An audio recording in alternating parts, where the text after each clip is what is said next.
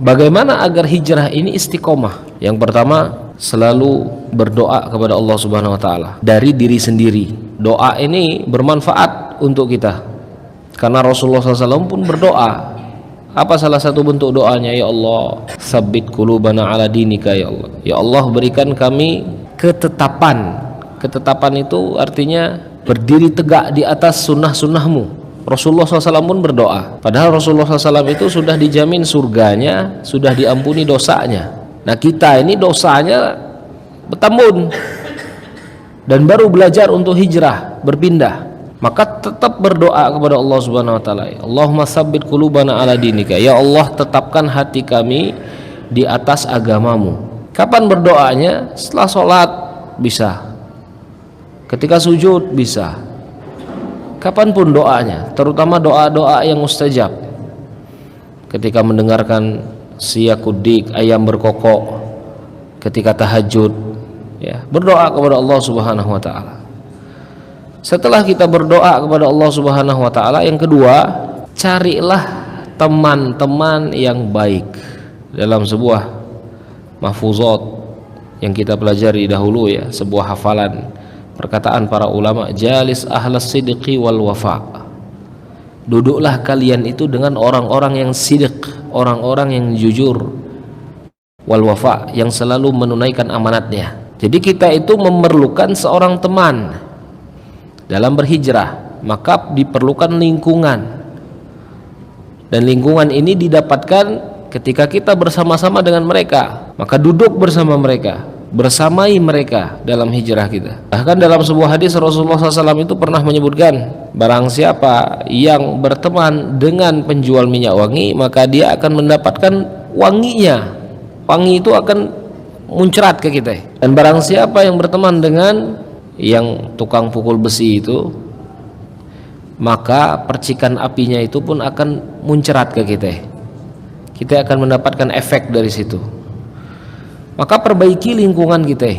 Kalau kita ini masih goyang, maka jauhi lingkungan-lingkungan yang tidak baik, tapi masuklah ke dalam lingkungan-lingkungan yang baik. Tapi kalau kita insya Allah tidak sangat goyang lagi, bolehlah kita masuk ke dalam lingkungan-lingkungan yang agak-agak tidak baik. Salah satu contohnya anak misalkan. Karena misalkan anak yakin kerusakan yang ada pada mereka, ada dia masuk ke dalam aku, bermuamalah dengan mereka. Dengan harapan adalah apa yang anak punya bisa dimanfaatkan oleh mereka.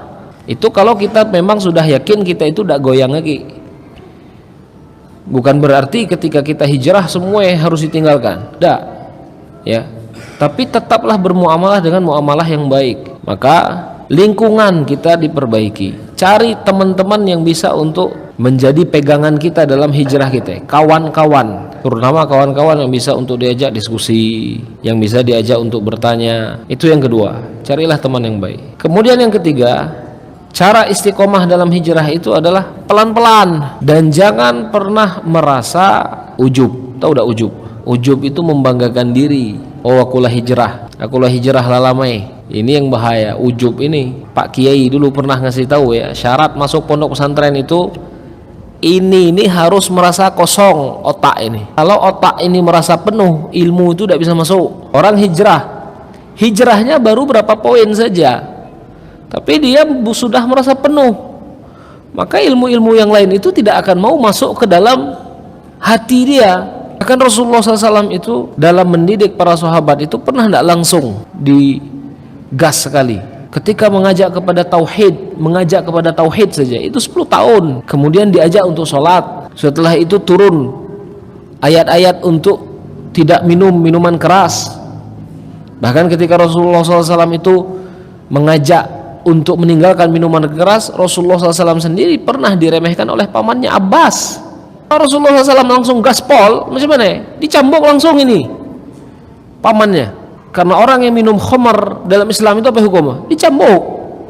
Tapi Rasulullah tinggalkan. Disebutkan oleh Rasulullah SAW, kita ini banyak sekarang, Islam itu banyak,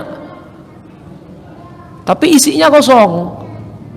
Isinya, ya, jamaah haji kita banyak, tapi kosong isinya. Maka ketika kita ini berhijrah, pelan-pelan dari bawah, isi yang kosong, fokuslah dengan diri sendiri. Ketika kita sudah mulai dari situ, kita masuk ke tahap selanjutnya, insya Allah pondasi itu lebih kuat. Tapi kalau kita tidak menggunakan cara yang seperti ini, itu keropos, ya. Ujung-ujungnya sudah mulai tidak mau ingin mendengarkan nasihat orang lain, ujub namanya. Amalan orang lain salah baik, amalan dia baik yang sahih, ya. Sudah tidak mau lagi membuka kitab, jangan mendengarkan ustadz-ustadz yang lain misalkan, dengar baik ustadz yang sesuai dengan pendapat dia. Ini na'udzubillah ini kalau seperti ini. Ujung-ujungnya apa ya? Di situ-situ baik lari ya. Jadi mulailah dari yang terkecil dan mulailah dari diri kita sendiri.